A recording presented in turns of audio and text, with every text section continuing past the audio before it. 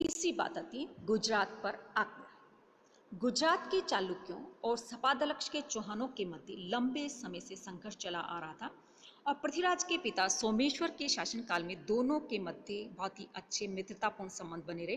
क्योंकि सोमेश्वर का लालन पालन अपने निनिहाल गुजरात में ही हुआ था और पृथ्वीराज चौहान के समय में दोनों राजवंशों में पुनः संघर्ष शुरू हो गया और दोनों के मध्य संघर्ष का कारण की निश्चित जानकारी हमें नहीं मिल पाई अभी तक। पृथ्वीराज राजों के अनुसार तो संघर्ष का मुख्य कारण आबू नरेश सलक की पुत्री इच्छनी थी, जिसके साथ पृथ्वीराज चौहान और गुजरात नरेश भीमदेव दोनों ही विवाह करना चाहते थे, परंतु अधिकांश इतिहासकार इस प्रसंग को रासों की घटनाओं, भीमदेव द्वारा सोमेश्वर की हत्या और पृथ्वीराज द्वारा भीमदेव की पराजय और हत्या को दोनों को काल्पनिक मानते हैं। उनका तर्क है कि इस समय आबू पर धारावर्ष परमार का शासन था और उसके इच्छनी नाम की कोई लड़की ही नहीं थी और रासोक में संघर्ष का दूसरा कारण यह बताया गया है कि इस पर भीमदेव ने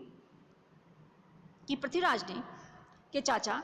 कान्हा ने भीमदेव के चाचा सारंगदेव के 7 पुत्रों को मार दिया था। इस पर भीमदेव ने अजमेर पर आक्रमण कर दिया और उसने नागौर जीत लिया और एक युद्ध में सोमेश्वर को मार डाला। पृथ्वीराज ने अपने पिता की हत्या का बदला लेने के लिए गुजरात पर आक्रमण किया और भीमदेव को युद्ध में परास्त करके मार डाला तथा नागौर पर भी उसने फिर से अधिकार कर लिया, परंतु रासों की ये घटनाएं सही नहीं बताई जाती है। भीमदेव द्वितीय के सिंहासन पर बैठने से पूर्व सोमेश्वर की मृत्यु हो चुकी थी और शिलालेख जो उससे भी पता चलता है कि भीमदेव 1239 ईस्वी तक शासन कर रहा था, जबकि पृथ्वीराज चौहान 1192 ईस्वी में ही गौरी के हाथों मारा जा चुका था। वस्तुतः चौहानों और चालुक्य के मध्य संघर्ष का मुख्य कारण दोनों राजवंशों की विस्तारवादी नीति रही थी। चाहे कारण कुछ भी है, लेकिन विस्तार और राजनीतिक कारण जो अवश्य ही रहे थे। चालुक्यों का राज्य नाडोल तथा आबू तक फैला हुआ था और नाडोल के चौहान और आबू के परमार गुजरात राज्य के करद सामंत थे। दूसरी तरफ पृथ्वीराज चौहान की राज्य की सीमाएं नाडोल और आबू तक जा पहुंची थी और गुजरात के चालुक्य अजमेर के चौहानों को भी अपनी अधीनता में लाने के लिए तैयार थे, जबकि पृथ्वीराज अपनी स्वतंत्र सत्ता का विकास करना चाहता था और ऐसी ही स्थिति में दोनों के मध्य संघर्ष होना जरूरी हो गया था। और साहित्यिक रचनाएं और शिलालेख के आधार पर भी यही कहा जा सकता है कि 1184 ईस्वी के आसपास दोनों पक्षों में एक अनिर्णायक युद्ध हुआ, परंतु 1187 ईस्वी के आसपास दोनों पक्षों में फिर से मैत्री संबंध स्थापित हो गए।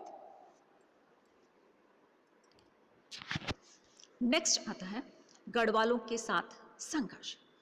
की परंपराओं के अनुसार पृथ्वीराज चौहान का कन्नौज के गढ़वाल नरेश जयचंद के साथ भी युद्ध हुआ, परंतु ये युद्ध कब, क्यों और किन कारणों से हुआ इसके बारे में हमें ज्यादा जानकारी नहीं मिलती। पृथ्वीराज रासो के अनुसार दिल्ली के राजा अनंगपाल की मृत्यु के बाद उसका नाती पृथ्वीराज तृतीय उसका उत्तराधिकारी बना और उसका समकालीन शासक जयचंद भी अत्यधिक शक्तिशाली था और उसने अनेक युद्धों में विजयश्री प्राप्त करके राजसूय यज्ञ जो उसका भी आयोजन किया था। इसी अवसर पर अपनी पुत्री संयोगिता के स्वयंवर की भी उसने घोषणा की थी और इसमें भाग लेने के लिए अनेक राजाओं को आमंत्रित किया गया था, लेकिन जानबूझकर पृथ्वीराज चौहान को अपमानित करने की दृष्टि से कहा जाता है कि उसे इस स्वयंवर में निमंत्रित नहीं किया गया और मात्र उसकी एक मूर्ति बनाकर द्वारपाल के स्थान पर रख दी गई थी। और संयोगिता कहा जाता है कि पहले से ही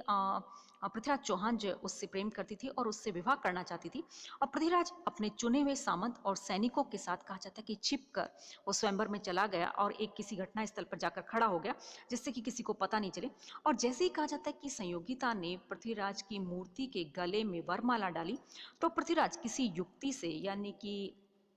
छुप छुपाकर कहा जाता है कि संयोगिता को उठाकर ले गया और कन्नौज की सेना ने उन दोनों को पकड़ने के लिए भरपूर प्रयास किया, परंतु कहा जाता है कि संयोगिता और पृथ्वीराज चौहान सकुशल अजमेर पहुंच गए और गढ़वालों की सेना जो उनको नहीं पकड़ पाई। अधिकांश विद्वानों ने संयोगिता की कहानी को कहा जाता है कि अविश्वसनीय माना है और शिलालेख जो है उनसे भी पता चलता है कि 1164 ईस्वी के पूर्व विग्रहराज चतुर्थ ने दिल्ली पर अधिकार कर लिया था, इसीलिए राजसों की ये बात बिल्कुल असत्य है। दिल्ली के अनंगपाल की मृत्यु के बाद पृथ्वीराज उसका उत्तराधिकारी बना। डॉक्टर ओझा, डॉक्टर त्रिपाठी आदि विद्वान भी पृथ्वीराज और जयचंद की परस्पर लड़ाई और संयोगिता स्वयंवर की कथा को काल्पनिक मानते हैं। तो इस प्रकार से हम देखते हैं कि बहुत से विद्वान तो इस घटना जो उसको सही मानते हैं और बहुत से विद्वान जो इस घटना को सही नहीं मानते, लेकिन इतना निश्चित है कि दोनों की साम्राज्य की सीमाएं जो थी एक दूसरे से टकराने लगी थी और इसीलिए कहा जाता है कि इन दोनों के मध्य युद्ध होना जरूरी हो गया था और इसके साथ ही संयोगिता जो वो सबसे बड़ा कारण रही थी। संयोगिता प्रकरण के संदर्भ में पृथ्वीराज रासो का ये कथन है कि जयचंद ने पृथ्वीराज से बदला लेने के लिए मोहम्मद गोरी को बुलाया था। विश्वसनीय नहीं लगता, और यदि ऐसा होता तो मुस्लिम इतिहासकार भी उसका उल्लेख अवश्य करते। वास्तविकता ही तो ये थी कि पंजाब पर गोरी का अधिकार हो जाने के बाद मुस्लिम अधिकृत प्रदेशों की सीमाएं चौहान राज्य से जा मिली थी और दोनों पक्षों के मध्य संघर्ष एक राजनीतिक आवश्यकता बन गई और इसके पीछे जयचंद का कोई षड्यंत्र नहीं था। इसी प्रकार से पृथ्वीराज और जयचंद का संघर्ष भी दोनों की विस्तारवादी नीति का ही परिणाम था। दिल्ली और उसके आसपास के प्रदेश के स्वामित्व को लेकर चौहान और गढ़वालों में जो संघर्ष शुरू हुआ था वो एक लंबे समय तक चलता रहा और जयचंद दिल्ली प्रदेश को हथियाना चाहता था और पृथ्वीराज इसे अपने अधिकार में बनाए रखना चाहता था और इसीलिए जाहिर है इन दोनों के मध्य युद्ध हुआ। इसके अलावा पृथ्वीराज की प्रारंभिक सफलताओं ने जयचंद की ईर्ष्या को बढ़ाने का पूरा काम किया था। अब जयचंद के लिए पृथ्वीराज की बढ़ती हुई शक्ति को रोकना भी जरूरी हो गया था। फिर भी ऐसा कोई साक्ष्य नहीं मिलता कि जिससे ये सिद्ध किया जा सके उत्तर भारत में इन दो शक्तिशाली शासकों में प्रत्यक्ष रूप से युद्ध हुआ होगा। तो इस प्रकार से आपके गढ़वाल और पृथ्वीराज चौहान जो इन दोनों के मध्य ये संघर्ष बताया जाता है। नेक्स्ट आता है मुसलमानों से संघर्ष। तबकाते नसीरी के अनुसार 1173 ईस्वी में मोहम्मद गोरी की गजनी का गवर्नर नियुक्त किया गया और इसके 2 वर्ष के बाद ही उसने भारत पर पहला अभियान किया और उसने बिना किसी प्रतिरोध के मुल्तान पर अधिकार कर लिया और उच्च के राजपूत शासकों को षड्यंत्र द्वारा मारकर इस प्रदेश पर भी उसने अधिकार कर लिया। और इन प्रारंभिक सफलताओं से प्रोत्साहित होकर 1178 ईस्वी में उसने गुजरात पर आक्रमण किया, परंतु आबू के निकट गुजरात के चालुक्यों ने इसे बुरी तरह से पराजित कर दिया। परंतु गोरी जो था वो इस पराजय से हताश होने वाला व्यक्ति नहीं था। अब उसने पंजाब को जीतने का निश्चय किया और 1186 ईस्वी तक वह पंजाब को जीतने में लगा रहा और उसे सफलता मिली। पंजाब विजय के पूर्व गोरी संपूर्ण सिंध प्रांत को भी जीत चुका था। तो इस प्रकार से सिंध उसके आधिपत्य में आ चुका था और पंजाब उसके आधिपत्य में आ चुका था और गौरी की विजयों के परिणामस्वरूप भारत में उसके अधिकृत प्रदेश की सीमाएं पृथ्वीराज चौहान के राज्य की सीमाओं से जा मिली और इससे दोनों पक्षों के मध्य समय समय पर सीमांत समस्याएं तथा संघर्ष होना जरूरी हो गया था। और भारत के भीतरी क्षेत्रों पर अधिकार जमाने के लिए गौरी के लिए दिल्ली और अजमेर को भी जीतना बहुत जरूरी था, जबकि अपने राज्य को सुरक्षित बनाए रखने के लिए पृथ्वीराज के लिए गौरी और उत्तर पश्चिमी सीमा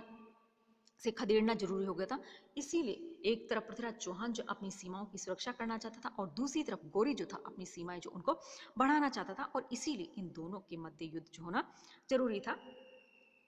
साहित्यिक रचनाओं में पृथ्वीराज और गौरी के मध्य लड़े गए युद्धों की संख्या काफी बढ़ा चढ़ा कर दी गई। रासों में दोनों के मध्य 21 मुठभेड़ जो उनका उल्लेख बताया। तो हमीर महाकाव्य में पृथ्वीराज द्वारा गौरी को 7 बार हराने की बात कही गई। इसी प्रकार से अन्य ग्रंथों में भी इस प्रकार से अलग अलग यानी कि संख्याएं जो दी गई है, लेकिन इतना निश्चित है पृथ्वीराज चौहान और मोहम्मद गौरी जो उन दोनों के मध्य तराइन का प्रथम और द्वितीय युद्ध होने से पहले आपसी संघर्ष अवश्य हो चुके थे।